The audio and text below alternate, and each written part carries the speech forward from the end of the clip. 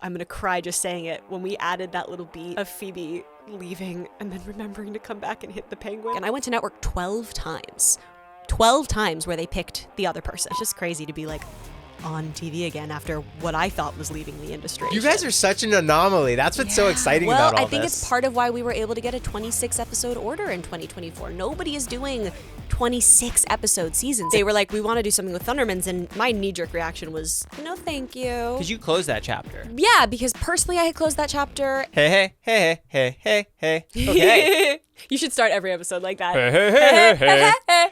How do you approach executive producing a show that you grew up navigating through as an actress? That's a great question. I love that we're getting right into it. Before we start, I need everyone to know it smells incredible in this room. I'm so distracted by how lovely the studio smells. Big shouts to my wife. So I cozy. take no credit.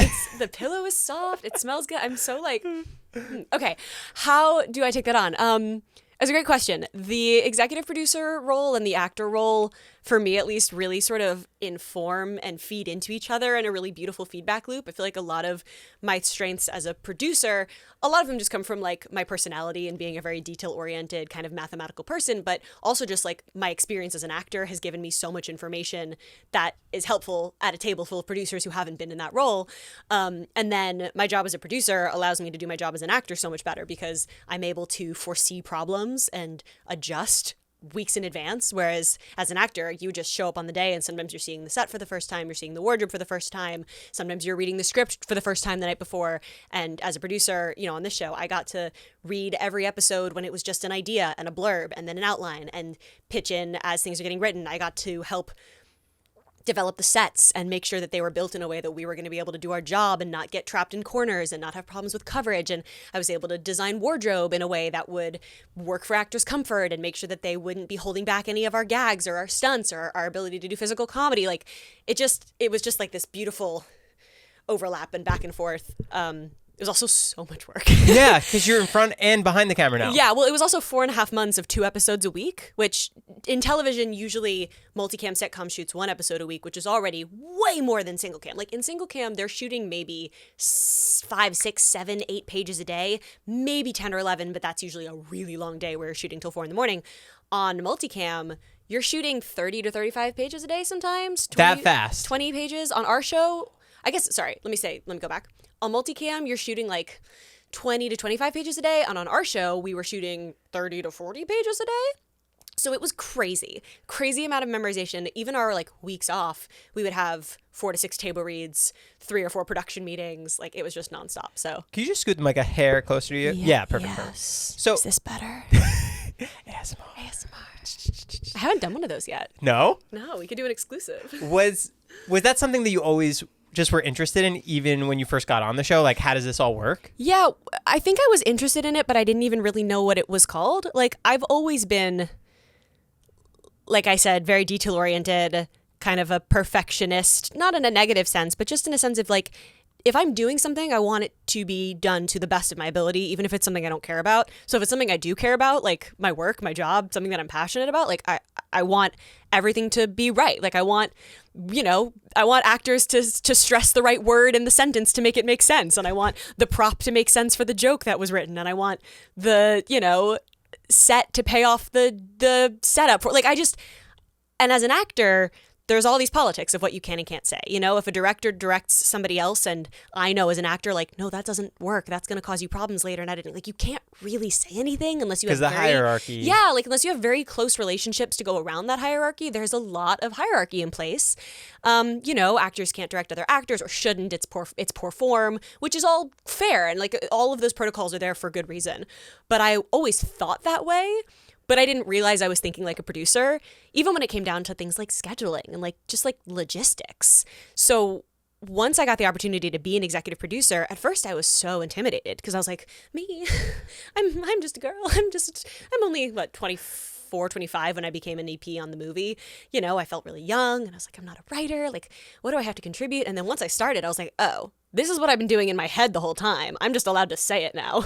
Like, if something's not right, I can go to the showrunners and go to the EPs and be like, hey, just so you know, I think this needs to swap. And they're like, oh, awesome, thank you. Like, it just makes, for me, the workflow so much easier. Right. And it was really a collaborative experience this time around where, you know, the EPs and I, the EP showrunners, and Jack and I could have a conversation on set and be like, hey, wait, that's not right, or that's not working. And it just like flowed so much better. So really collaborative. Plus our director, Trevor Kirshner, who like set us up for the season. He didn't do the whole season, but he's also like a mentor of mine, and we've worked with him for so many years. So for like the 2 stars of the show and the director and the EPs, for us to have this like really collaborative sort of across the aisle peer-to-peer relationship was like very unusual and like awesome. Have you directed any episodes this season? I did direct an episode this season, episode 113. Oh, wow. It was amazing. It was also my birthday, so it was like what a treat. A hell of a week. Yeah, directing was amazing.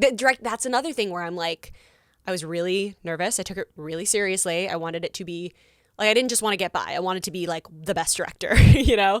And like, it worked really well for the way my brain works. Like, I will say, like, my dad my whole life has been like, you need to be a director. You need to be a director. And I was like, no, I can't. Like, I don't want to. And then the moment I was actually in that position, I was like, oh, again, it's all of the things I'm already always thinking. I'm just allowed to say them.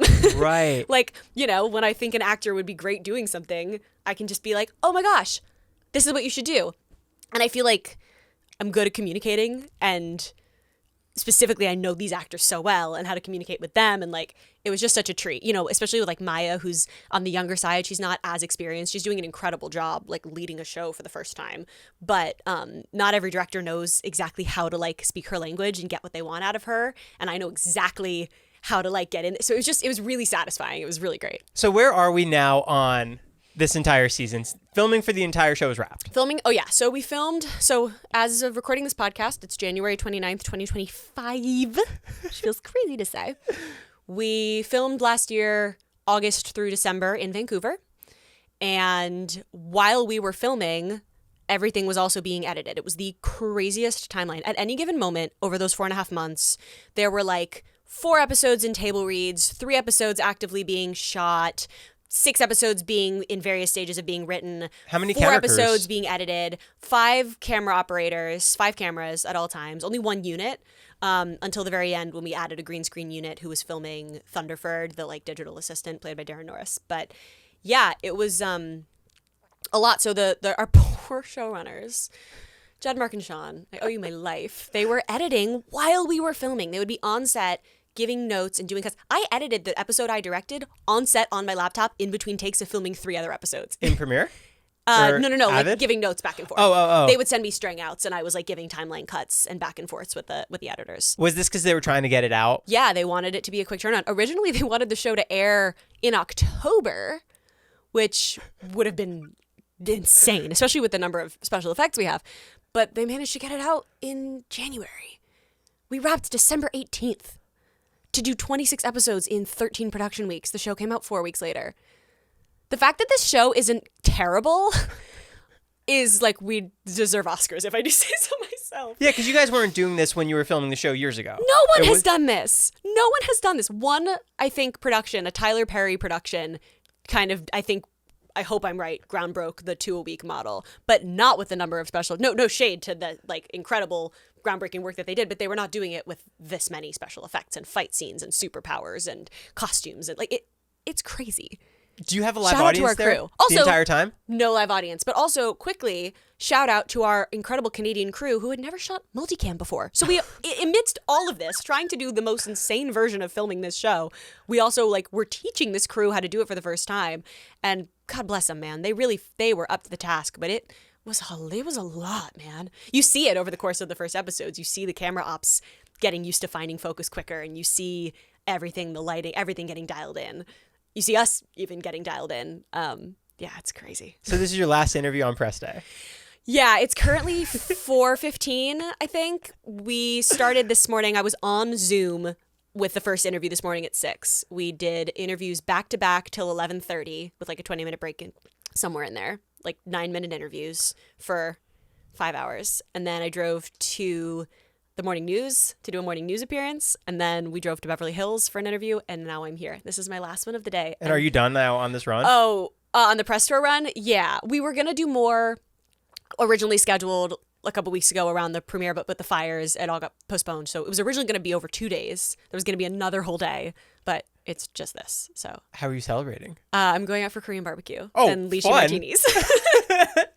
I've just been craving it all week, and I was like, oh, that'll be the perfect way to like celebrate making it through the week is with some marinated short rib. And then do you finally get to relax? No, we go to England in a week and a half. We're going to London to like do a bunch of screenings and meet and greets and promote the international release of the show there, because the show is now on a rolling release internationally and on streaming over the next however many months while it's airing here. As part of being EP, are you part of that conversation as well? Yeah, 100%. All the rollouts. I was a really big part of the advertising plan and the marketing plan on the movie. I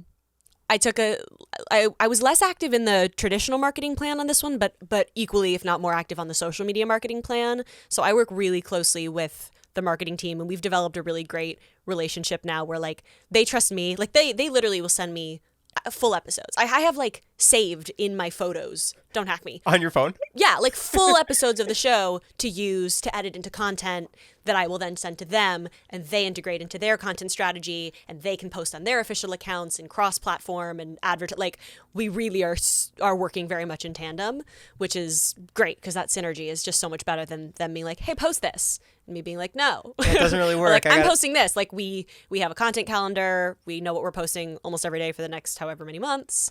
I have so much content that I filmed over the course of the show that I'm now going through and editing. Let me tell you, I'm getting my editing chops up right now. iMovie? Final Cut Pro. Good for you. Thank you. Yeah, I'm trying to build the YouTube presence. It's a lot of work. You have a gold plaque though. I do. Yeah. A lot of that was just fans from the show and fans of music. Right. Like those aren't that million subscribers wasn't hard earned. If I said like I there's a lot of things in my life. You want like the vloggy where I'll tell you how audience. hard I worked.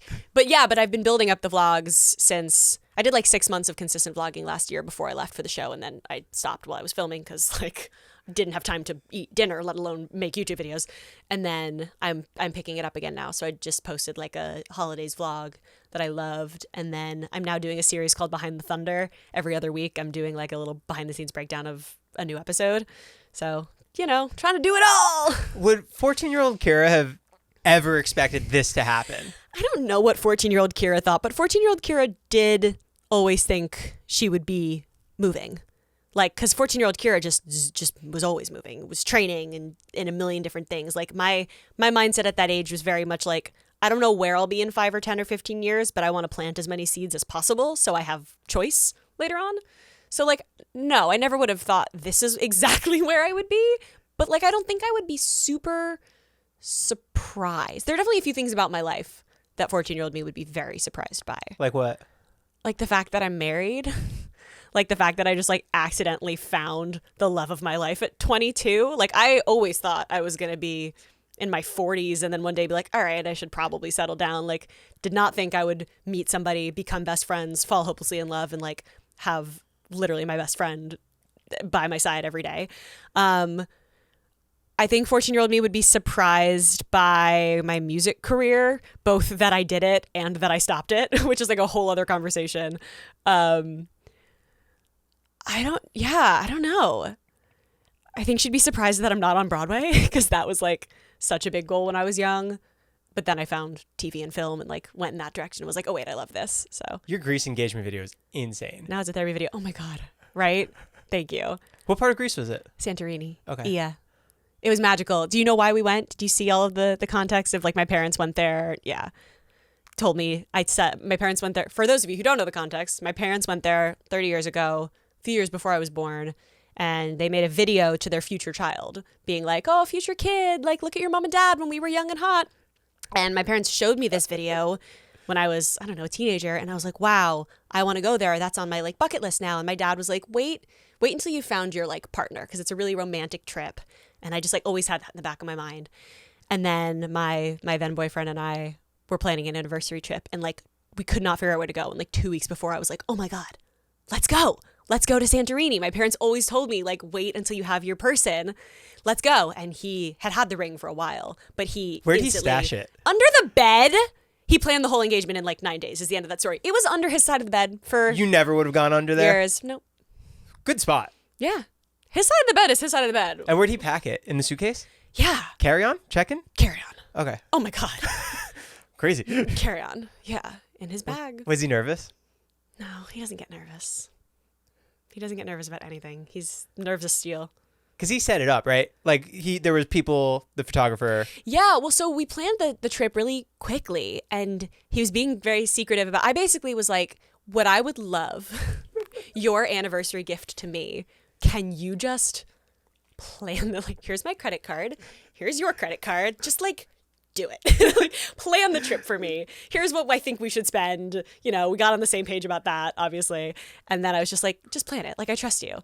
And he did. There's definitely a moment where he picked like a really nice hotel for a minute of the Greece trip. Did your ears perk up? Well, I was like, that's a really fancy. I was like, I don't know if we should be staying somewhere that expensive. For one night? Why? Well, what's funny is it was we were in IA for like 3 or 4 days, and he was like, well, I think we should stay at this really nice place for like 2 nights and then move to this slightly less place. And I was like, here's the thing. I don't want to move every 2 days on vacation. Let's just do it. Let's just do it. Like, but what I didn't know, what I'm leading up to here, I'm like getting all like remembering it. So I'm doing a bad job of articulating because I'm just a girl in love. But what I ended up finding out later is he had to book that hotel because that was the only way he was allowed to propose on their private cliff. It's their restaurant, and the restaurant closes for like an hour in the middle of the day between lunch and dinner shift, and that's when he was able to propose. So we had to be staying there for him to like propose where he wanted to. But yeah, he like got the photographer and the videographer and the musician and the rose petals, and like he did so many little sweet touches. He had somebody run up to the hotel room and put all my makeup in a box and bring it down so I could touch my face up because there were photos, and he knew I would want to like, because it was 108 degrees, I was like drenched. He knew I would want to touch up. He like brought the like drink that we drank on our first date so I could like drink a sip. He brought handwritten notes from our best friends. He had all of our friends wake up at 6 a.m. on a Sunday LA time so I could call them after we got engaged and they would be awake to answer my phone call. Keeper. Like, he's a keeper. Get you a man who knows you that well. Yeah. It was very sweet. Wow. We're here to talk about the Thundermans. But Anyways. if you ask me to talk about being in love, I will. I went to IA too. It was stunning. I remember the stairs. I went there for my honeymoon. Aw. Yeah. Amazing. The stairs in Santorini were so bad on my knees. It's a physical trip. My favorite thing about it is the whole street is one street. Yeah. So I could explore it on my own and not get lost because I have no sense of direction. But either the ocean's on your left or it's on your right. I can do that. What was the most shocking part when you were creating the movie? Because you guys come back. There's this huge surge from COVID. You guys are getting back into the groove of it now. Yeah. What are you feeling? Oh, man. I kept describing it as like that dream that you have where you're back in high school and you're like, wait, I thought I graduated already, but like not the anxiety version where you don't have your books and you fail your test. And you forget your locker combination. Yeah, it wasn't that, but it was Was everything like perfect? Yeah, I mean there's that video on YouTube. It's called like the Thundermans cast reacts to seeing the set after 5 or 6 years, and you see it when I walk in. It's just like a flood of emotions seeing that set because, you know, fans see that set and they remember all of the episodes, right? And so do I. But I see that set and I remember I was sitting there when my first boyfriend texted me for the first time. I was sitting there when I got the notification that I got into Stanford. I was sitting there when I graduated high school and my set teacher played the graduation song on a laptop. I was sitting there when I wore that shirt that I took home and ended up wearing for 2 years. Like, it's personal memories for me. And it was like visiting your childhood home. It was amazing. It was amazing. And then it was like, okay, we have a job to do. Let's not screw this up. Right.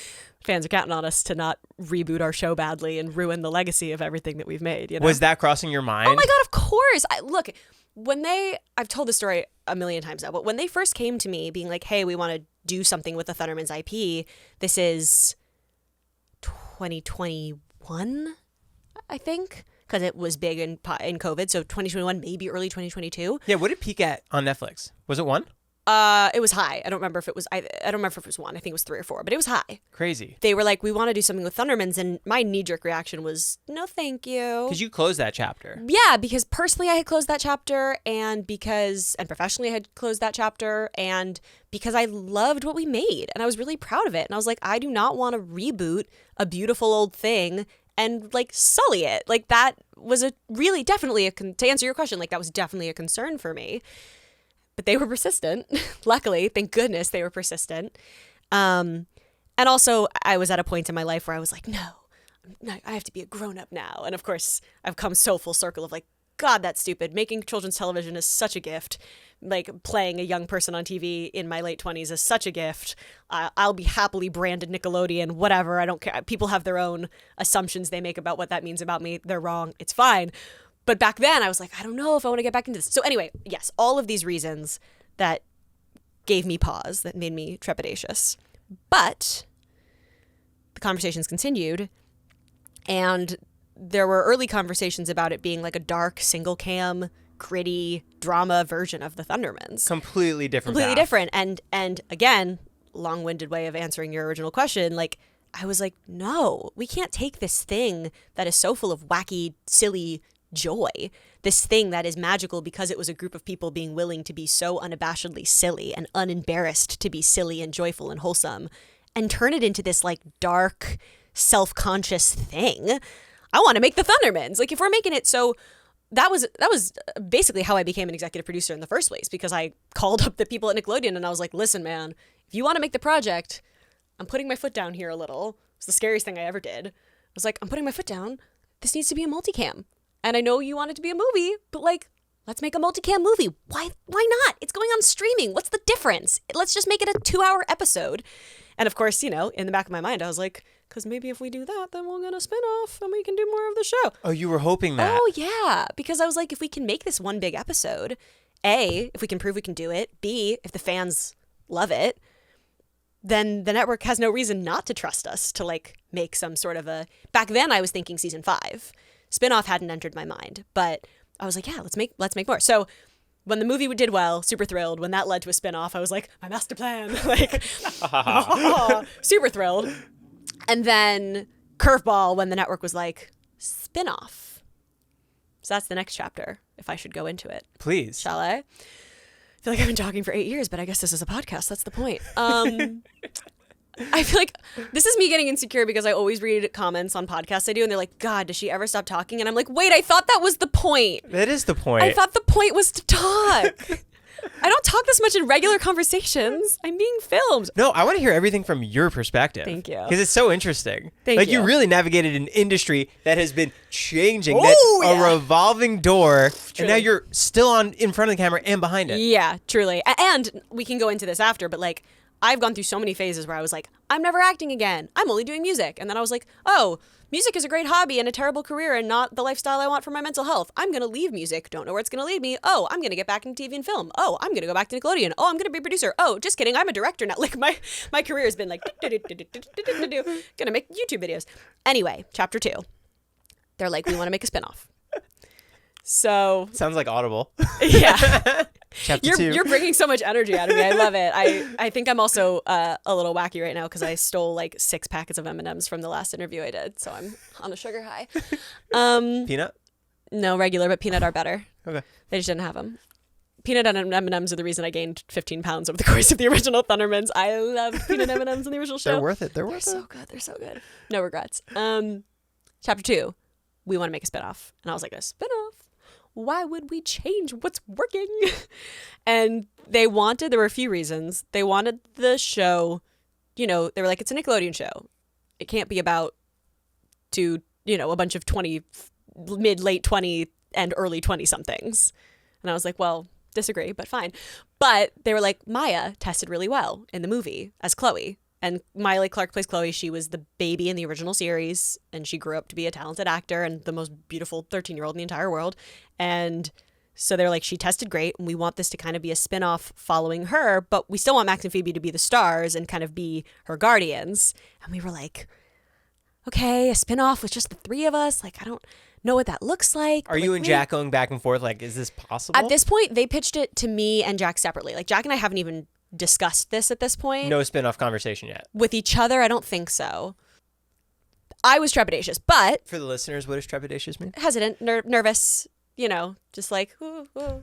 Got you, Sorry, guys. I love my words. Thank you. Yeah, what you can do, what I do in my videos, I do a freeze frame, and I put Curipedia on the top, and then I put the definition at the bottom, because I often watch back my videos, and I go, oh, I should probably define that. I love words. I'm a word nerd. So you and Jack didn't talk yet? We hadn't talked yet, I don't think. I don't really remember, but... Also say eventually the showrunners pitched us what it would look like. And I will say, like, I think I pushed back a little bit. I got on the phone with network and I was like, I love Billy. I love mom and dad. I don't want to get rid of parts of the show that are really strong. But they were like, they felt really confident that something needed to shift. So anyway, they ended up pitching us the idea. That's Max and Phoebe go to a beach town and they bring Chloe because she's getting famous and they want her to go undercover and live a normal life like they did while she's fighting crime. And they told us about the villain and the story, and that Max and Phoebe would end up getting jobs at the school, and that Max would accidentally be Max would get himself a job as the vice principal, and Phoebe's the art teacher, and she's pissed, and Chloe's got these new friends named Jinx and Kombucha's an airy fairy beach girl, and Jinx is a klutzy, conspiracy head, and it's just every detail they gave me, I was like, oh, this is still the Thundermans. This is going to be great. And then, of course, mom and dad and Billy and Cherry, and they all come back. Every episode we've got somebody from the original show popping in. So it feels, to me, I ate my words a little bit. It ended up to me feeling totally like the perfect balance of a spin-off and a season 5. Like, it's new, but it's not. I just kept throughout filming, whenever there was a decision to be made, I was just like, okay, what is the answer that makes this Thundermans but beach? Like, it's Thundermans. It's just Thundermans but beach. But Thundermans but beach. Like, there was so much fun stuff to play with the new sets, even developing the sets. Like, at first we made them more different, and then eventually we were like, well, but the door has to be on that side because it's the Thundermans living room. Like, I know it's a new living room, but the door has to be on that side because that's where it was in the original. Like, just little things to make it feel the door's got to be orange. And like, it was a really fun challenge to go, how can we make this new and exciting so that there is a reason to make it and it's not just more of something old? How do we make this fun and exciting enough to stand on its own if you're a new 6-year-old watching on Nickelodeon? Because this is not for Paramount Plus like the movie was. This is for Nickelodeon. Different task altogether. But how do you also make sure it pays off for the original fans? The nostalgia and the legacy. And that's the slippery slope to try and find the balance. And that's the puzzle that I, like, as a producer, really enjoyed working on and spent a lot of brain power towards. So I feel like we struck a really good balance. I mean, there's feedback now. How is it? Yeah, there's feedback. I think people are definitely getting used to, there's 2 new series regular characters that play Chloe's friends. That's like the most, I don't want to say jarring because they're wonderful, but like the most jarringly new thing about the show. And I'm excited for people to get to know those characters more and sort of settle in. It's like with the iCarly reboot with the new best friend. It's like the Wizards reboot with the new wife. Like, whenever it's an old IP and there's new characters, I think people are bound to be like, wait, okay, hold on, my brain, new people, old people. But they really do slot right into the world, and they're wonderful and lovely, and they became best friends with Maya, and like the 3 of them had the best time on set, which is just so heartwarming because not every kid on set gets that. Do you study other reboots to see what works for them and what might not work? I study multicam in general. I'm really passionate about the genre, and like I'm what shows? Really sad about the way it's gone in the last 10 years. I mean, I grew up on like a steady diet of The Nanny, Everybody Loves Raymond, Friends, obviously, eventually Big Bang Theory, King of Queens. I actually got to go, the first director, I think, or one of the first directors I shadowed, I got to go to New York and go to the set of Kevin James's show after King of Queens, Kevin Can Wait. Oh, wow.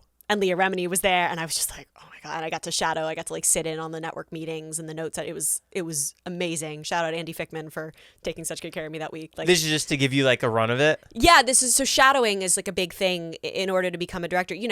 Directing is such a strange thing because the first time you do it, you're doing it. There's no practice run, really. I mean, you can like make your own films and whatever, but the first time that you're handed a $1 million production with 5 cameras and a crew of 200 people, yeah, in the TV machine, there are some safeguards to make sure you don't screw it up, but like, there's really no practicing for that. So one of the ways that they kind of train you and make sure that you're ready is you shadow as a director. And did you pick that one? Kevin Can Wait? That was one that, Andy was a friend of a showrunner who worked on the show that most of my Thundermans crew worked on right after Thundermans, and just industry connects. He was like, I have the perfect person to send you to. This whole life and career of mine is just about finding great people and learning from them, finding great people who are willing to help and pass you along to the next person that you can learn from, and mentors, and that's how you get anywhere in this business is people. Anyway. I love multicam sitcom. I don't love all multicam sitcoms, but I think at its best, it's all the best parts of theater. And that's where I come from. And I think that multicam's gotten a really bad rap. I think people think that the laugh track is lazy and telling you what to laugh at because it's lost the sense of liveness that it used to have. I think people don't kind of understand sometimes the specific style of humor that it speaks to. And that's fine. If it's not the humor you grew up with, fine.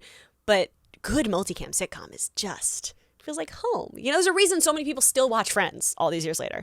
So anyway, I study multicam and I do study reboots, of course, because that's the thing I'm producing now. What other shows do you watch? Did you watch The Office? In general? Yeah. Yeah, I'm rewatching The Office right now, actually. Oh, well, guess who's coming over next? Who? Jan Levinson. No way! Yeah. Oh my god, that's awesome. The last couple years, well, I mean, really after I've been working on Thundermans as a producer and as a director, I've been really thinking about like, okay, where do I want to take that next? Because I'm not a writer. Maybe that'll change eventually, but right now that's not in my skill set.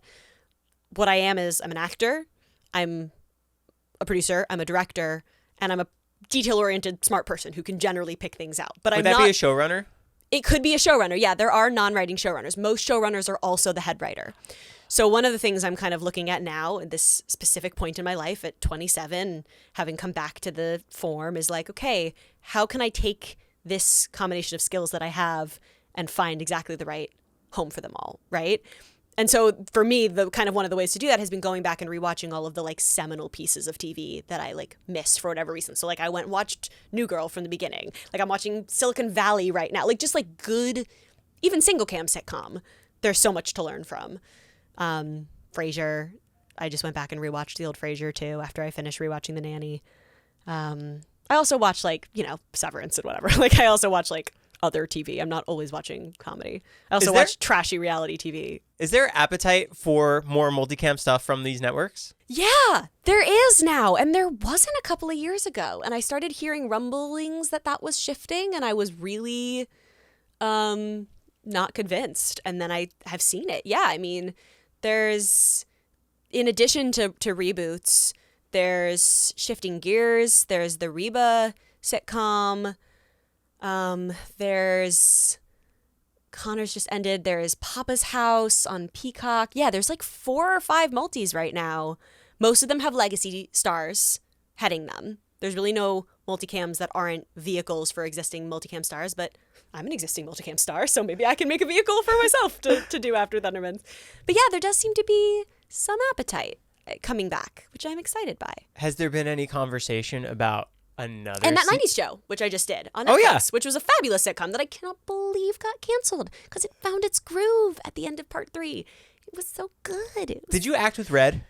Barely. We had like 2 scenes together. Kurtwood's a love. He's so sweet. We chatted about how, you know, I worked at Paramount for many years and he worked at Paramount too, and we had like a cute little conversation. I was not intimidated, but like, you know, he's a legend. Deborah Jo and Kurtwood they're so lovely and kind and generous. Like they don't act like superstars at all, but I know who they are, you know?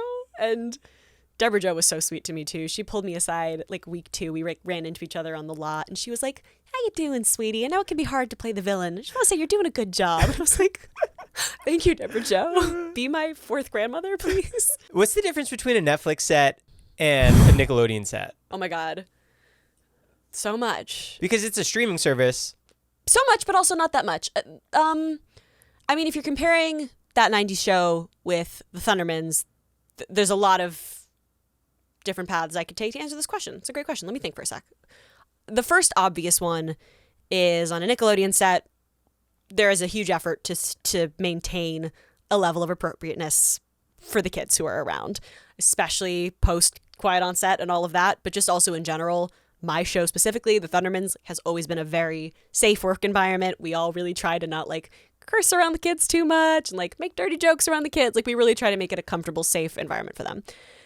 90s show is like a raunchy, like sex comedy for teenage, you know what I mean? Like not a sex comedy, but like a lot of the humor is very more adult. Yeah, adult. And so that you feel that energy on set, not in an inappropriate way, but there's just kind of a looseness. Netflix is, you know, big company watching very closely, big rooms of people, and they're being given budget to do things that like nobody else is, frankly. So like stupid budgets? Well, small things that you wouldn't think about, but like I got to go in person and do a chemistry read for my final audition. You know, most shows like Thundermans, we cast everyone off tape. we don't have an in-person casting thing. Because that's a whole nother step Right. that just costs more money. Yeah, and 90s show films like a traditional sitcom. Monday, table read, small day of rehearsals, new script at night. Tuesday, rehearse all day, producer run through, get a new script at night. Wednesday, rehearse all day, network run through, get a new script at night. Thursday, film and pre-tapes. Friday, film, rehearse, live audience show. That is the classic schedule that I worked on for years and years of my life. Thundermans Undercover. Table read sometime during a hiatus. Monday, 10-hour day where you rehearse both episodes. You run each scene 2 to 3 times, and maybe you learn your fight choreography, and that's all the rehearsal you get. Is it to the T to where you get it like exact, or you're kind of just doing a quick run You're through? reading scripts, you're just getting blocking, basically. Then you film Tuesday, Wednesday, Thursday, Friday, and over the course of those 4 days, you shoot every scene from 2 episodes that have nothing to do with each other. And you're bouncing back and forth between 2 episodes and 2 different wardrobes and multiple different days. And then also, like at 90s show, Netflix is watching very carefully. Whereas at Thundermans, we were filming in Vancouver. B, and this is connected, Network trusts us. This is basically our 5th season of doing this show. We've done this show for 103 episodes before. Now we're doing 26 more. So they were not nearly as, we have one network executive in charge of production, Brian, who we love to death. We've been on this journey with him from the start, known him for 12 years. Again, it feels very collaborative. Our show is in a really unique position in that way. Like it's this big budget production, but it feels sort of like indie filmmaking in a weird way because we're kind of we've just all been in the trenches together for so long. Does the budget increase now from when you first started because you're in season 5, or has it changed, decreased? I don't know how much I'm allowed to talk about budget. Let me think. I could rephrase it. No. It's because it's an interesting question. I mean, because the industry's changed so much. The from industry's the past changed 10 so much. years. Yeah. I mean, I think we basically operate on an overall system of like 2 episodes for what we used to film 1 for. Oh. I hope that's correct, and I hope that I don't get in trouble for saying it, but I think between the 2 episode a week time frame, the tax rebates of filming in Vancouver, and just the efficiency that we've managed to squeeze out because we've been doing it for so long, I'm pretty sure it's like a two for the price of one situation. You guys are such an anomaly. That's what's so exciting about all this. I think it's part of why we were able to get a 26 episode order in 2024. Nobody is doing 26 episode seasons anymore. It's 13 max. It's 13 max. Maybe 5 episodes special. Yeah, and we have 26 they're being broken up into 3 chunks throughout the year, but still, it's basically an episode a week with a couple of little breaks throughout the year. So yeah, being able to do, and look, as a producer, I would love to take that knowledge that I've now learned of how to do that and bring it to make another show that otherwise wouldn't be able to get funded. To have that knowledge in my pocket now, to be able to go to a Netflix or to an HBO. I mean, I love Nickelodeon. I love all the CBS Viacom properties. They are my home. They will always be. But, eventually I will do projects with other people. And to be able to go somewhere and be like, hey, I have an idea for a show. No, I know you can't afford it, but what if I did it for half the cost and equal quality? Because that's the thing. We were not sure. I was nervous that this was going to look like Thundermans but cheap. And I don't think it does. To be fair, we almost killed ourselves making it. A lot of people worked really hard to make this work, but I don't know. Maybe I'm biased, but when you watch the show, I don't think it feels like a stripped down 2-a-week version of the Thundermans. I think it feels like the original show. I don't know if you could do that with every show. I don't know how much of that is because it's, we've been doing it for so long. It's a well-oiled machine already. It is, but that crew had never done multicam before. We trained a whole new crew. So, who's to say? But also our crew was trained, but also our crew was trained by our incredible camera coordinator who we have been with from the beginning. So,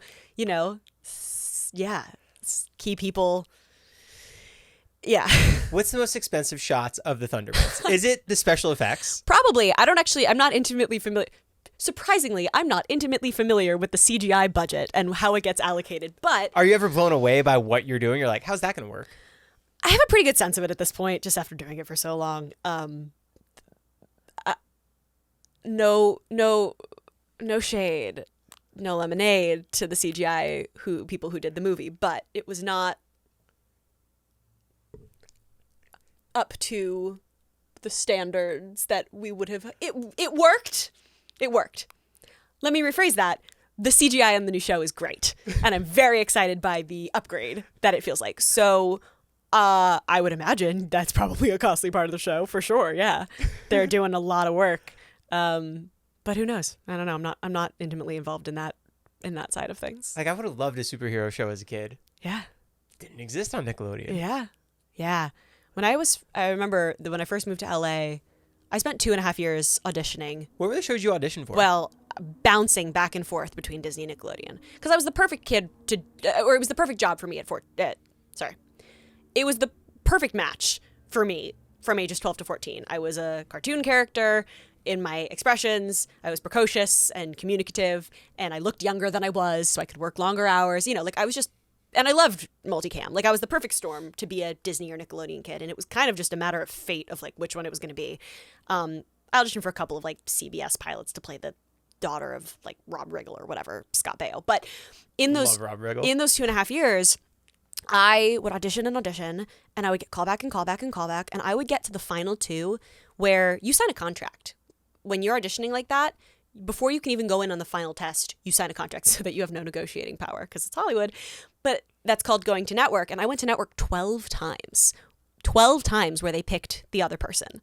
And a lot of times it was because I had no credits, but I couldn't get smaller credits because they would always go, oh, well, you feel more like a main character. Which, like, thank you, but also what a weird, like, complex to, like, give a 12-year-old. They're like, you're not good enough to be this because you should be more, but we won't give you more because you don't have it was like such a stupid catch-22. Can you say what shows you were almost? First, I'll say I wasn't almost. I got nowhere near. I got, like, cut out on the first audition. I didn't even get a callback, but the first audition I ever went on was for Ant Farm. And I'll never forget it. It was in the Sweet Life of Zach and Cody casting room, and I was so starstruck that I sat there for an hour before writing my name on the sign-in sheet because I was trying to calm my nerves. But then it took another hour before they called my name, and my parents were like, dude, you should sign your name when you got here. And I had memorized this whole laundry list that I was so excited to do in the third scene. And then I got in and they measured me against a wall and I was like a little too tall. And they're like, we're just going to do the first scene. And I was like, but Hollywood's rough, kid. What did I get close for? I got really close for a Nickelodeon show called Marvin. That was Fred. Remember Fred? Lucas Cruikshank? Yeah, of course. Yeah, had the alien show. So it was for the sister, that Victory Van Tool's part. I went to Final 2 for Haunted Hathaways for Amber's part of Taylor. She also had auditioned for mine. I think I went to Final 2 or 3 for Peyton List's part on Jessie. And when you don't get it, that contract you signed just dissolves because it doesn't go anywhere. It doesn't go anywhere. Are you on the network's radar now? At this point in my career where I'm auditioning, you mean? Yeah, like when you get to the Final 2, are they like, oh, we got to keep Kara in the back of our minds? Yeah, I mean, once you've made it to the 21st floor at Disney where you have that audition, like, you know. Heard about this. Yeah, they know you. Disney felt very much like a machine in that way. Nickelodeon, slightly less so. It felt more like individual products. The reason I dove into this whole story in the first place was to say that in those years where I was auditioning, it was very funny because Disney would have a pilot and Nickelodeon would have a pilot, and one would kind of maybe copy the other. Maybe it was just, simultaneous ideas. But, Disney had a ghost show called Phantasma or something that I auditioned for, and Nickelodeon had Haunted Hathaways, and Nickelodeon got the ghost show, and Disney had an alien show, and Nickelodeon had an alien show, and Nickelodeon got the alien show. But then Nickelodeon had a singing show, and Disney had High School Musical, the series, or some other singing zombies show, and Disney got the singing show. Like, they would always be kind of developing these competing ideas, and they were very often supernatural. So anyway, my point is, Disney had Mighty Med, Disney had Lab Rats, like, they had superheroes, and now Disney has a show called Villains of Valley View, which is, I think, just the Thundermans ripoff. No shade. I've also never seen it. They've been copying each other for years. Like, it's fine. There's only so many ideas that you can turn into kids shows. But anyway, also say there probably was almost a superhero show when you were young and it just didn't get made for whatever reason because so many shows don't. Right. There was a sketch show that Nickelodeon was doing and Disney was doing, and Disney ended up with So Random, and Nickelodeon's sketch show didn't go. Like, they just were always like do. Would you ever do like one-off auditions for like Modern Family type of shows? I never auditioned for Modern Family specifically. Over the course of those 2.5 years before I booked Thundermans, yeah, I auditioned for all sorts of stuff. I mean, I also auditioned for horror movies. I auditioned for indie films. I auditioned for lots of things. But, like, it was very obvious to everyone around me and to myself what I was gunning for. I moved to LA to be on a Nickelodeon or Disney show. That was why I moved to LA. It's what I knew I was good at. It's what I knew I liked. I was doing it because I loved theater, and I was choosing to go down this path instead of Broadway specifically. So, like, I was under no illusions of like why I was in LA. Trying to think. Yeah. I mean, that's why when the show ended and I started doing other random auditions, I was like, this is not what I got into the business for. Like, I don't like this. I'm not enjoying it. Like, I would get auditions for these really dark dramas, and I was like, yeah, I could invest my heart and soul into this, but it's not bringing me enough joy to be worth the amount of time and effort to put into this. That's likely not going to come to any fruition. You have to love the audition process for that to be worth it. And I just didn't. And I was like, well, I guess I can't do comedy anymore because I'm too old for Disney Nickelodeon and I'm too young to be the adult on a CBS multicam sitcom. Like, I can't be Kat Dennings and Shifting Gears yet, right? Like, I'm not at that age, and I can't be her daughter because I'm too old for that. So I just was like, all right, I guess I have to leave the industry. And so that's what I did for a while. And are you going... And then I came back because I was like, wait, that's stupid. I can produce and make these things for myself. What are you doing in that downtime besides auditions? Are you going to acting school? Are you still trying In which downtime? When the show ended? Yeah. So the show ended, and yeah, I was 20. I moved out, and I was just like... Like, are you ready to live your life? Depressed, I think, and didn't really know why. And in retrospect, it's because I hadn't learned how to be a person. All I had done was work. My whole life was just train and work. And I loved the work, but all I had done was work. I hadn't had any personal development. So I was really behind in that way. And I was trying to figure out what to do next. And my dad was like, well, do you want to go to school? And I was like, well, you know, I had gotten into all of these Ivy Leagues. I had gotten all of these scholarships years earlier, and I turned them down because my show got renewed for more seasons. And it felt a little too painful and also kind of not like a great use of my time to go backwards to that. It had been 4 years since I had graduated high school by the time the show was over, because I graduated when I was 16. So by the time I was 20, I was like, I don't want to go to school. And I was auditioning and like taking some acting classes, and I was like, I don't know. And my dad was like, well, you got to do something. Put out music. You've been writing music your whole life. Like, be a musician. And I was like, yeah, I could see that. I could do that. I love writing music. I love singing. I like performing. Like, yeah, I could do that. Yeah, ultimately, that was not the lifestyle for me, because there are parts of it that I absolutely love, but there are parts of it that I absolutely do not. And in order to sustain that lifestyle, you have to, much like being a, starving actor, you have to love it more than anything. You have to love every piece of it. You have to love performing all the time, no matter who if it's to 5 people or 1 million people. Or if you don't love performing, you need to love writing music more than anything. Or if you don't love writing music, you have to love singing. And there were bits of it that I loved. I love arranging harmonies. I love the act of singing and training my vocal muscle. Sometimes I liked performing, sometimes I didn't. But there were also bits of artist development that I just didn't enjoy. I didn't like touring. I really didn't. And especially once I found a partner and settled down, I was like, I want to travel. My whole life I've traveled for work. I want to work for work, and I want to travel for travel now. I want to travel for leisure, and I want... Also, music it has to take up every moment of your life if you want to be successful at it. And I was like, I want hobbies. I want work-life balance. And also, I want to make money. Sorry, you cannot make money as a musician in this day and age unless you are like a level of successful that just so few people reach. Like, or if you just decide to be like an engineer or like do something more, behind the scenes. Like, being an artist, even the most successful artists, most of them are in debt. And I got into a major label contract. And,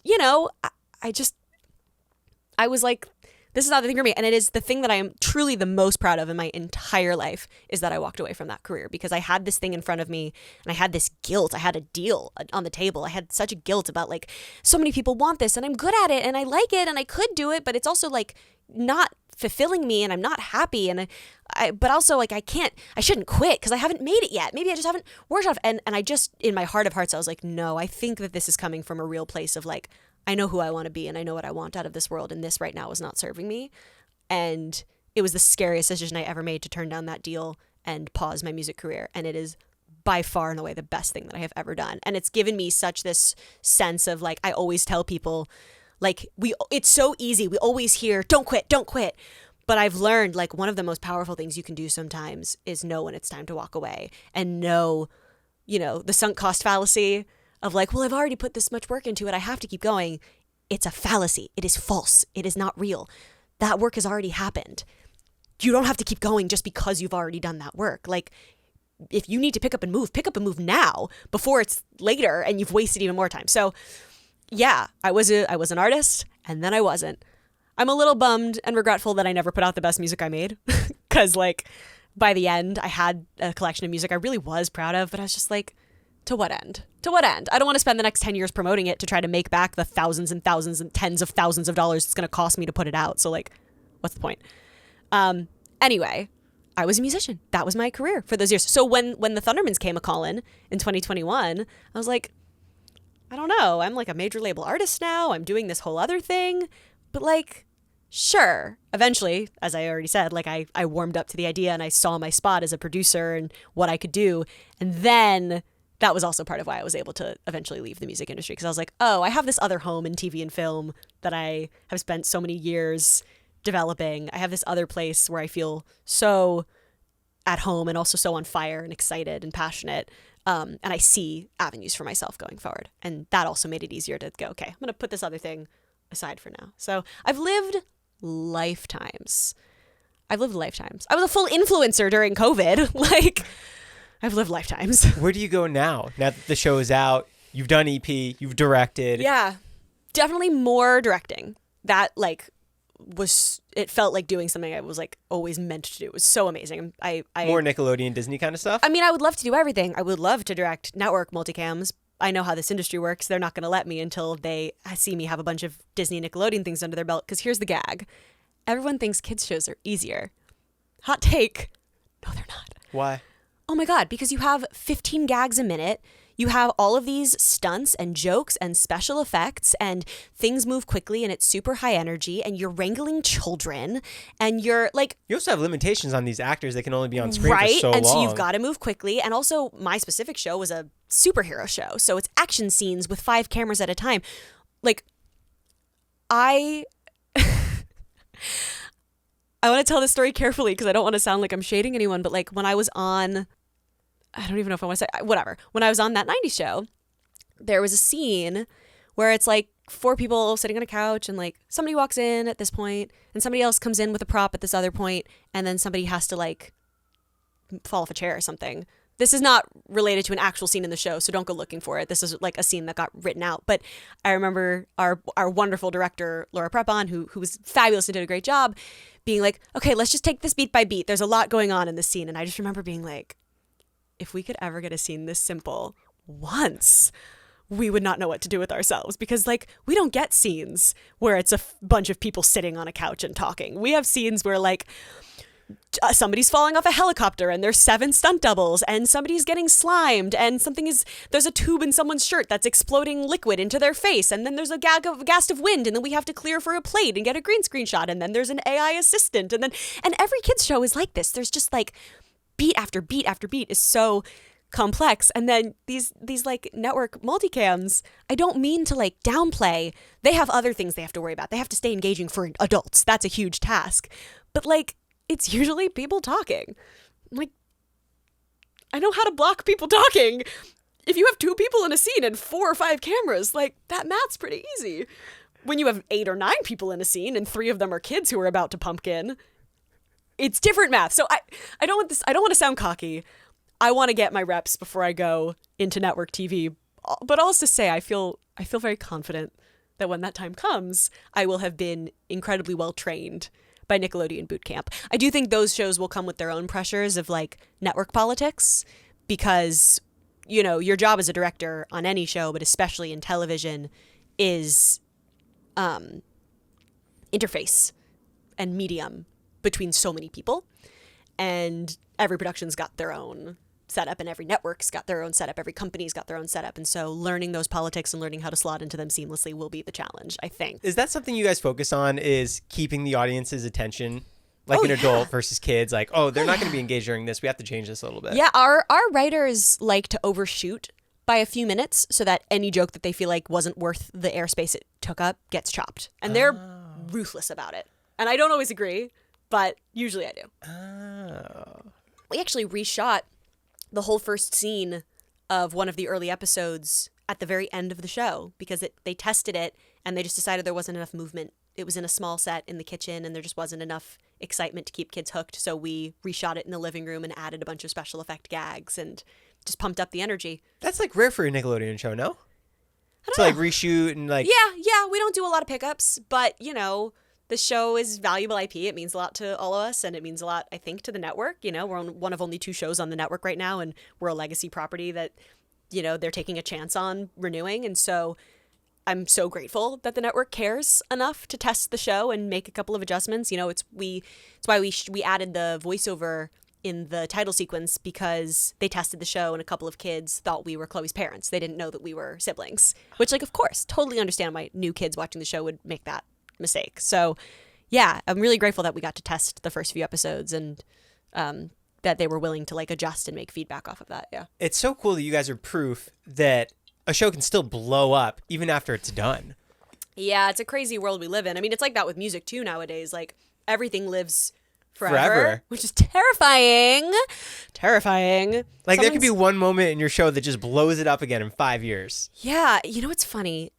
I know logically that I am a person who is perceived by a fair amount of people. I'm not super famous. I like it that way. I don't think I want to be any more famous than I am. I'm right at the tip before it gets scary, I think. I can make kids smile at the ice skating rink and people leave me alone at the bar, like, for the most part. But when people would post videos of the original series, I felt sort of like, oh, look at that thing that we did in the past. How sweet. I'm now starting to see people responding to the show, and it's really like wigging me out a little bit. Like, I'm re-registering what it means to have made a thing that is now no longer under my control, that is out in the world for people to respond to and react to and make their own and perceive.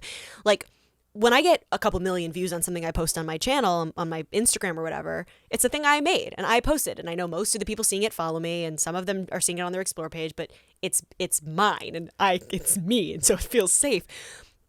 Being actively on TV again for the first time in 6 or 7 years is like, it's really wild. It's a little scary. Like, I'm scared. I don't want the internet to like decide they hate it or turn on me. But for the most part, the reactions have all been great. And people saying, oh, I love this. This is so fun. I'm glad it's back.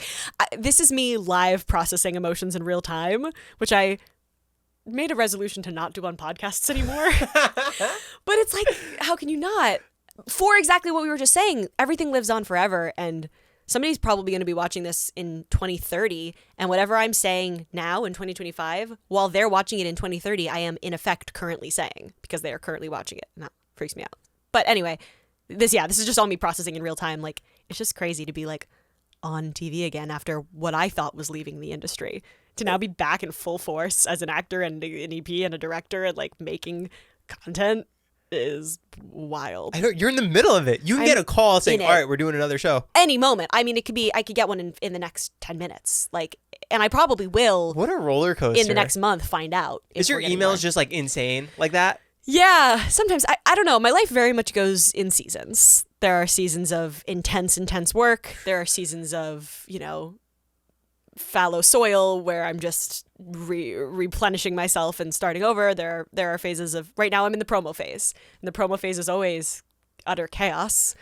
It's also in a way the most, satisfying, because we're finally getting to share the thing we've made. But yeah, it's a silly little life I lead. Are you doing any other podcasts? Right now? Yeah. I don't have any on the books. Like I said, I've sort of been scared to do another one because I feel like I did a couple last year where I overtalked. Specifically, actually, I feel like I did a couple last year where I was talking about my relationship to music, and I don't feel like I had enough space from it to know how to talk about it yet, which is always scary when you're talking about something publicly that you haven't figured out how to articulate.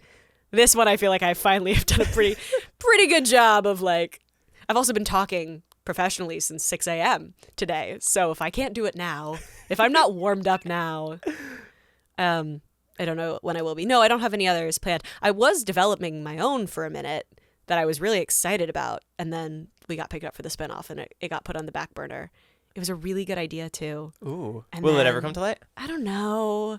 You should do it. Podcasts are so fun. I know. It's got a physical element, so it requires a little bit of space, which is part of what slowed down our development. No, but close. Interesting, right? I don't want to spoil it because Trapeze. I don't want to steal it. No, but you're incredibly close. Getting closer.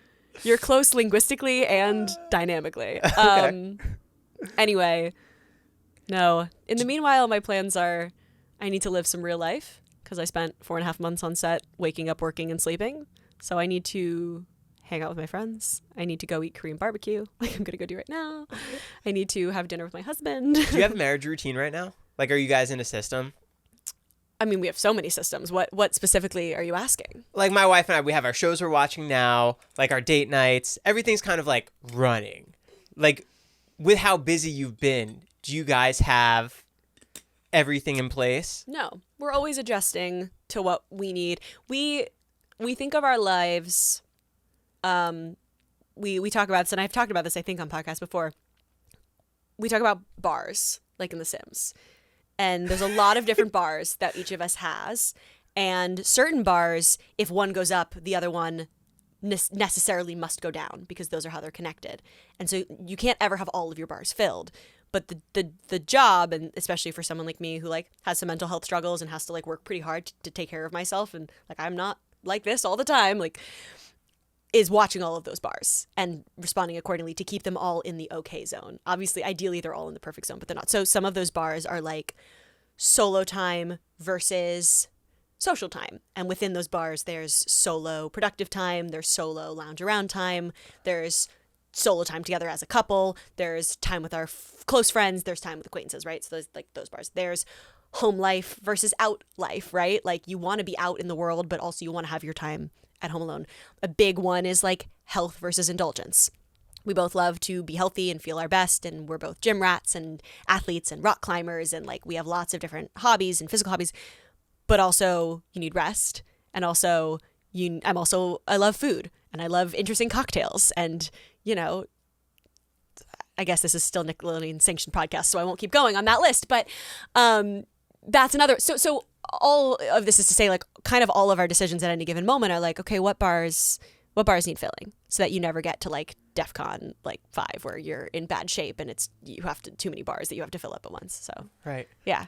Can we fire through some fan questions? Please. Do you miss ballet?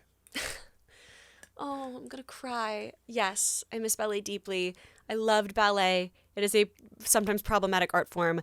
I stopped for a bit and my hips developed and they turned in, and I can no longer turn out my legs at all without excruciating pain. And so the bottom half of my body cannot do ballet anymore, but I still have the heart of a ballerina, and I have dreams every few months that I'm dancing again, and I wake up in tears and I have to grieve it all over again that I'm not a ballerina anymore. But I'm a figure skater now, and it's filling the same hole in my heart, and I'm very excited about it. How does it feel to record with the cast members again? Oh, it's awful. I'm just kidding. Hate it. I mean, sometimes it's great and sometimes it's hard, and you know, it's a wonderful, special thing, but it has its ups and downs. And did it pick up where it was, almost as if no time passed, or was there still like, in terms of like the personal relationships? Like you know when two actors come together and they just already have it, like you and Jack. Yeah. Like, did you guys need to find that comedic timing again, or is it kind of just no? Like, Jack falls? and I have always had the professional side of things down. That's easy. The personal relationship requires a lot of maintenance because we're incredibly different people who would just never be friends if not for this very specific thing that has attached us to each other for life. So that side of things requires a lot of maintenance, but the professional side is easy. Yeah. We click in like no time has passed, and we have such a shorthand, and we see each other's strengths as actors really clearly, and we know how to play off of each other, and we've got great chemistry on set. How to elevate the other person. Yeah. That's so cool. That bit's easy, yeah. How excited are you about the new Thunderman show that you're working on? I am so excited about the new Thundermans show that I'm working on. Thanks for asking. Is there one episode do you want people to see? Like your directing episode? I mean, yeah, the one I directed for sure. You know, I will say, I don't remember right now which episode it was, but there definitely was a moment like 3/4 of way through filming where I just felt like we all were firing on all cylinders and we really hit our stride. It was like right before we all burnt out and like needed to stop. It was that final just push of everyone just being like on their game, and the energy was incredible. It was also like as the season went on, they brought back Billy and the parents more. And like they are such an integral part of the show, and they brought so much energy back. Like it still, I think, was the right thing to send the 3 of us off on a little spin-off mission, but the whole family is the heart of the Thundermans. And so there are some episodes later on where the whole family is like back, and there's just so much energy, and we have some really great episodes with Cherry. But yeah, I'm excited for people to see my episode I directed, of course, as long as they like it. If they don't, I don't want to hear it. Don't tell me. I don't want the constructive criticism. I can't take it. Did you ever think you'd still be playing Phoebe for this long? Nope. I did not think I would be playing Phoebe for this long.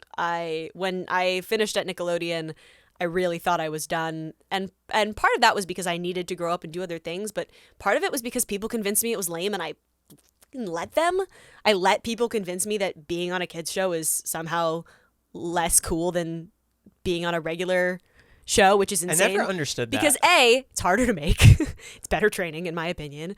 B, like, the world needs content aimed at kids, especially nowadays. Like, when I was young, we had Club Penguin, we had Webkins, we had RuneScape, we had places to go and be, like, a little unhinged on the internet with other kids our age. Now kids are on social media with the rest of people. Like, kids don't have... The death of Adobe Flash killed the internet as we know it. And that's, like, my hottest take, is, like, when little Flash games disappeared off the internet and people couldn't just go to websites and go play games and it all became social media, kids lost spaces for them. So, like, making content that is for kids, I feel like is awesome. And also, I think it's because when you play a character that's sort of similar to yourself, people think you are that character. I call it the Fleabag conundrum. I think everyone thinks that Fleabag is autobiographical because it feels like such an intimate look. But Phoebe Waller-Bridges said, like, no, this is a character that I play. People thought I was Phoebe, and that really got to me for a while. And I was like, no, I have to prove that I'm not. And, like, that was part of why I, like, put out some of the music that I did, which, like, whatever. It was not the right thing to do. I was doing it to please other people. But anyway, yeah, I did not think I was gonna, A, want to, or B, get the chance to play that character again. And for a minute I was like, I'm gonna go the Miley Cyrus route and say she's dead, and I'm gonna, like, I was a little resentful of it because I had felt trapped at a certain point. But that's from outside influences, people telling you, right? And eventually I got away from some of those people and changed my circles and changed who I listened to. And is that business inner circles, like agents saying you needed part of it? Yeah, you know, it was all sorts of stuff. It was things that were probably meant to be innocuous. You know, it was things like my publicist saying, oh, I can't get you this invite to the Young Hollywood party because your show has a talking bunny on it. They don't take you seriously, which was probably true. She's probably right. She couldn't get me on the cover of Teen Vogue when, you know, Disney stars were, because Disney is the big machine, and, you know, the Modern Family cast were because they were on a hugely successful network sitcom. Like, as a business person now, I totally get it. But as a kid, all I heard was, you're not good enough because you do this different thing.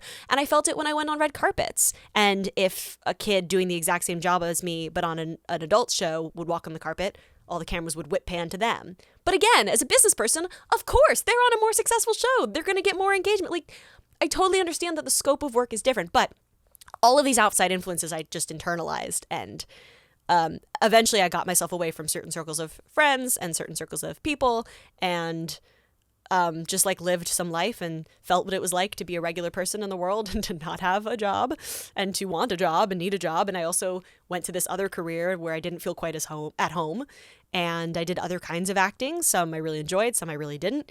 And yeah, so finally coming back around and taking on this experience in this new context in my life has been great, because I know what it is and I'm actively choosing it. You know, it's not something I'm just doing because I never stopped. I stopped. I left.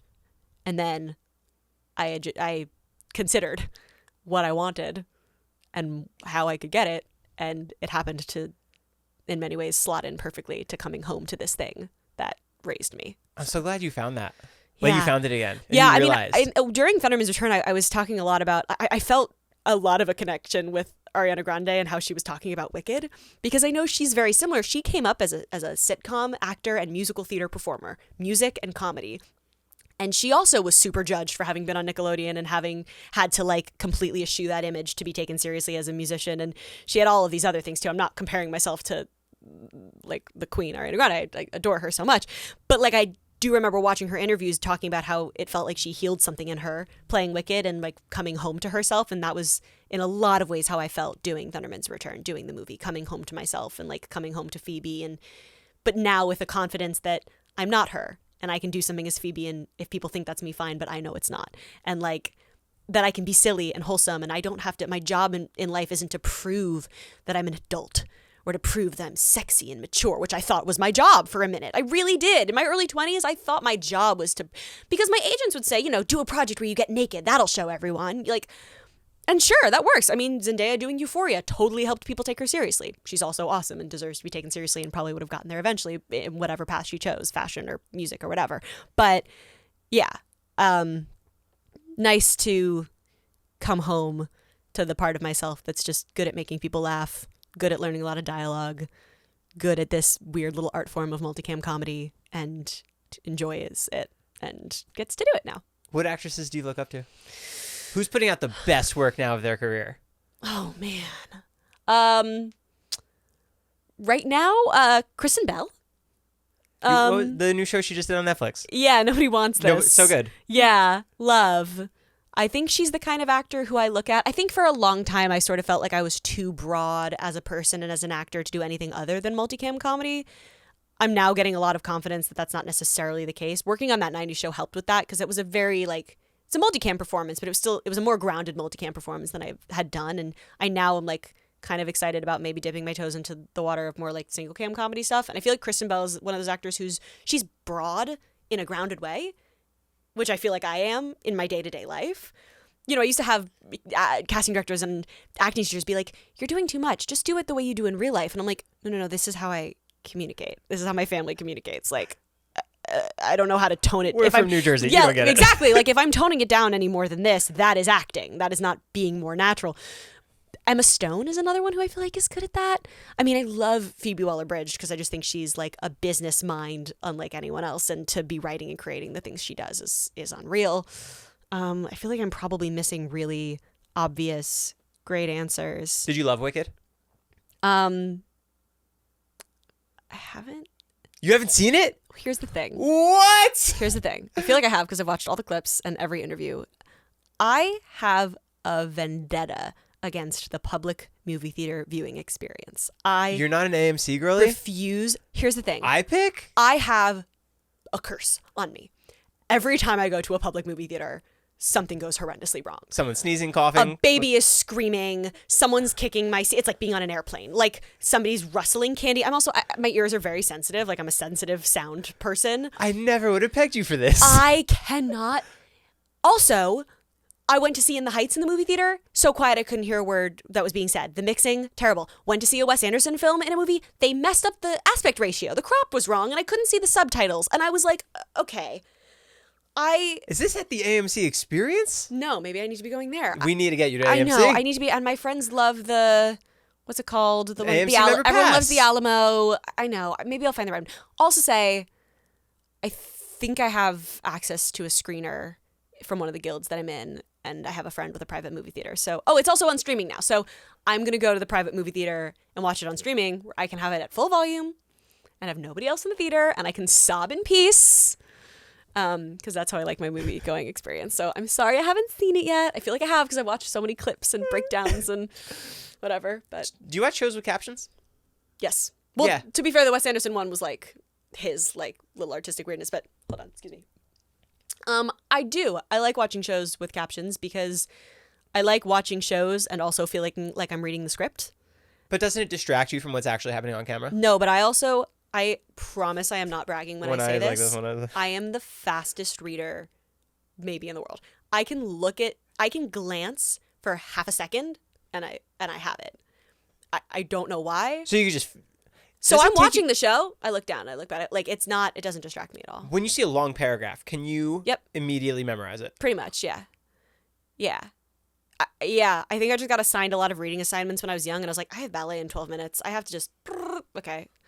And it's a great skill to have. You can recite it perfectly? Pretty much. That's so cool. Yeah, it's a really good skill to have. But it means I don't mind captions. Also, I love shows in other languages with subtitles because it forces me to put my damn phone down and watch, because if you look away, you don't know what they're saying. Did you watch Squid Games? I did watch Squid Games. I watched season 1. I haven't watched season 2. I know. I don't know. I feel like it was a perfect ending of season 1. I don't feel like I need more. I'm glad that the cast got their bag and got to make another season, and I hope people enjoy it. But certain shows, this is insane of me. I'm now realizing as I'm saying this out loud. Certain shows, when they hit what I feel is a perfect finale, you don't go. And I feel like they're going to keep going because the network wanted them to. But for me, I'm incredibly satisfied with the story, and it's been an amazing experience for me. I will stop. I had that experience with a few shows. I did that with Outlander. I did that with Dexter. You haven't watched the new ones yet? No. You're not going to watch the new one with Michael C. Hall? Probably, but in time. But I remember hitting a point in Dexter where I was like, if I stop now, I can say that that is one of the best shows I've ever watched in my whole life, and I don't want to risk changing that. So Did you like that? And did you like the ending of Dexter? Yeah, with of Michael season Scott. 1 Season 1 of the original. Yeah, when he goes show. off to Alaska or wherever, and he becomes the. I didn't get that far. Oh, I thought you finished it. No, this is what I'm saying.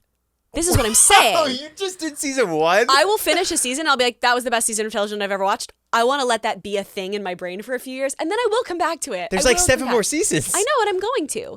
This is not like I'm done, but it's just when I get to a point in a show where I'm like, that is amazing, I just want that to be in my head for a while. I'll just let it be in my... There's so much content to watch. You have such a great brain. Do I? I My think brain so. is insane, I think. I can't believe you stopped after season. It gets so good. I know. I will keep watching it. So you only know the Bay Harbor Butcher? Yeah. But it was perfect. It's a perfect reveal. Are you kidding? When you find out they're... Spoiler alert. Brothers? When you find We've out all they have, seen it past the when you first find out they season. have a spoiler alert, the same trauma expressed in different ways. Oh, good television. What'd you think of the Thundermans finale? Was that satisfying for you? The original show? Yeah. Yeah, I was really grateful that we got to... Way to pull it back. You're good at this. I was really grateful. I also just realized I should have had my hair back the whole time. That looks so much better. Okay, we'll redo it. Yeah. Imagine. I did do a podcast once where the whole thing got canned when the camera died and we lost it. And he texted me a few days later and he was like, I'm so sorry. And you know what's funny is I had hated my performance in the interview so much that I so you're almost happy. asked him to not post it. So when he came and asked if we could redo it, he thought I was going to be pissed. And I was like, oh yeah, it's fine. He was like, you're amazing. I was like, I am. But really, I just was like embarrassed. Yes, I was happy with the Thundermans finale. I was so grateful that we got to have a finale that we knew was our final episode because not a lot of shows get that. Not a lot of sitcoms get that. They just don't get renewed. What do you think makes a good finale? Good question. I think that a good finale What does it have to hit? ties up enough loose ends to make you satisfied, pays off enough emotional buildup and conflict to make you feel resolved, and sets up enough about what's next for the characters that you can allow the world to keep living in your head if you want. I think there are 2 kinds of finales. I think there's a finale where the show ends and in your mind, those 4 characters are still sitting at a table having a conversation to this day. And then there's a finale where the character leaves the house and moves away. You know, the Hannah Montana, oh, yeah. And she's like looking in the window and like saying goodbye to her empty house. Like there's 2 different kinds. And they can both be really satisfying if they're done well. Ours, I think, was a really good balance where it's like, in your mind, the show is kind of going to keep going as it was. They're still fighting crime, but you also know what's going to happen and you can imagine it. Now they're the Z-Force. Now they're the T-Force instead of the Z-Force. And now they're going to take on a new type of adulthood and crime fighting. And they still live in the house. And oh, I'm going to cry just saying it. When we added that little beat of Phoebe leaving and then remembering to come back and hit the penguin like I do in the title sequence. That makes me cry every time. I love that full circle moment. So yeah, I will never forget the first season finale, the first series finale that I ever watched in my whole life was the finale of The Sweet Life on Deck. And I had watched all of Zack and Cody and all of Sweet Life. And I didn't understand shows ended. At that point, I didn't understand like new episodes, old episodes, repeats. If there was a show on TV, I watched it. I was a kid. But I remember watching that episode and like, so many things were paid off. I just remember sobbing over Mr. Mosby and London. I just remember sobbing over Mr. Mosby and London's relationship and like the growth and like being so emotionally affected by this show. I think that was a perfect finale. I think ours was pretty good too. Mr. Mosby, by the way, Phil Lewis directed an episode of the Thundermans Undercover. Oh, wow. Yeah. Full circle. Full circle. So fun working with him. I did such a good job of not fangirling, but whew. Were there any other directors that you were so excited about? On this show? Yeah. David DeLuise directed on the original series, the dad from Wizards. That was really fun because I loved Wizards of Waverly Place. Like, Selena was one of the actors who made me really want to be on Disney or Nickelodeon.